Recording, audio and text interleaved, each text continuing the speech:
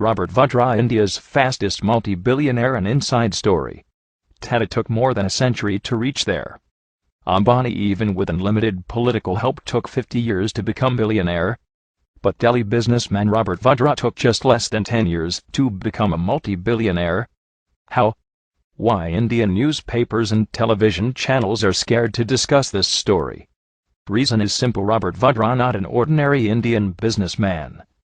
He is in fact third in line to become India's next Prime Minister. Of course, Robert Vadhra is son-in-law of Indian's power broker Antonio Mano aka Sonia Gandhi. No wonder Indian newspapers and television channels are too scared to discuss this subject.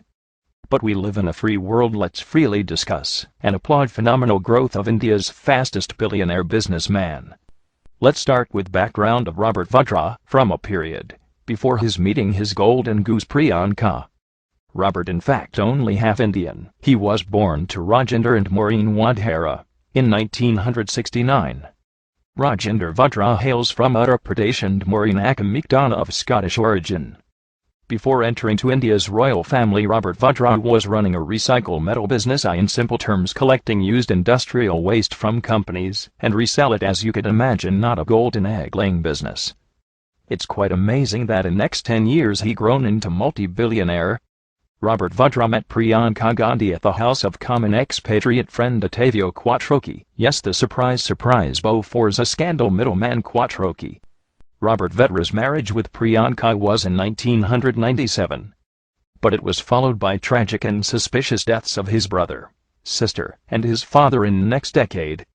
He had one brother, Richard Vadhra, who was found dead in September 2003 at his Vasant Vihar residence under very suspicious circumstances. His sister Michelle too had natural death, died in a car accident in 2001. His father Rajinder Vadhra committed suicide on April 2009 under very suspicious circumstances. But the story was not published widely by the Indian media. No one in India wants to bring shame to India's royal family. Recently, Economic Times and other finance newspapers disclosed the business empire Robert Vadhra made in the last 10 years was truly eye-opener. Hotels, planes, bars, antique chains, malls around prime locations in India with help of none other than India's #1 real estate company DLF. Also part ownership in DLF Indian Premier League franchise. Most of independent analysts points these phenomenal growth points only one thing: absolutely and shameful corruption and favoritism to Robert Vadhra, being Sonia Gandhi's son-in-law. Also remember, DLF was a major builder for scandalous Commonwealth Games in Delhi. We may not dig too much to find why Indian government protected and very reluctant to take actions against Indian Olympic Association President Suresh Kalmati. Surely Suresh Kalmati can blackmail Sonia's government, showing favoritism given to DLF because of Robert Vadhra. Apart from DLF malls, Robert Vadhra part owns many Hilton hotels including Hilton Garden in New Delhi. It's very questionable that what kind of expertise will DLF or Hilton will get back from this recycle metal merchant Robert Vadhra. Or he is lucky mascot to get through all regulatory hurdles in India. Also, he is in the list of 33 VIPs accepted from security checks and frisking at airports and any Indian embassy, the only one without any government position. Other VIPs, like the Dalai Lama, Chief Justice of India, the President, the Prime Minister, and former presidents. No airport frisking will be very helpful for an antique chain owner like Robert Vadhra, especially when he can easily transfer invaluable Indian antiques to his Italian retail shops.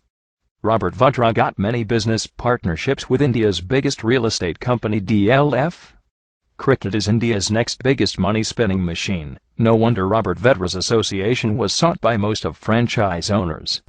Robert Vadhra's association with Calcutta Knight Riders and Shah Rukh Khan is never reported in shameful Indian news media. Other scandal where Robert Vadhra associated is none other than infamous 2G Spectrum scam. It's alleged that one of the biggest beneficiary companies, Unitech, is 20% owned by Robert Vadhra. No wonder Indian government tried and still trying to derail all enquiries on 2G Spectrum scam, though many ex-ministers are in jail now. It's expected that due to involvement people like Robert Vadhra, these case will never reach a decisive conclusion.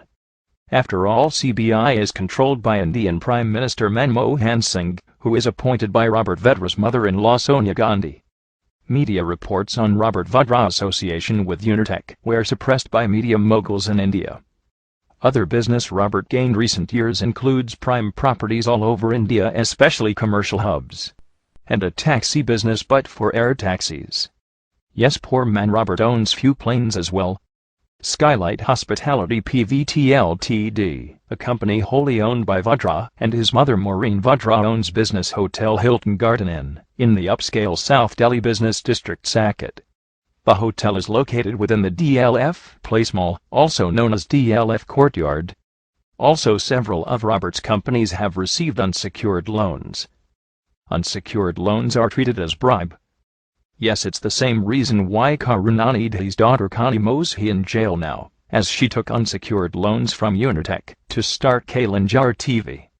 Same reason why Dayanidhi Maran facing jail term, as he took unsecured loans from Malaysian company via Aircel to his Sun network. So one rule for them and another rule for India's royal family. It's ironic why India's top real estate company need help from a recycle metal merchant. Reasons are crystal clear. DLF need Indian power broker Sonia's son-in-law to get through many hurdles in their operations all over India.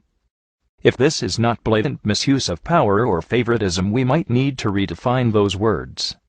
After the revolutions in Tunisia, Egypt, and Yemen, it's right time for India's 1.2 billion poor citizens to question their corrupt political leaders and media moguls. Join the second freedom struggle of Anna Hazare. Support Gandhians like Anna Hazare, not fake Gandhis.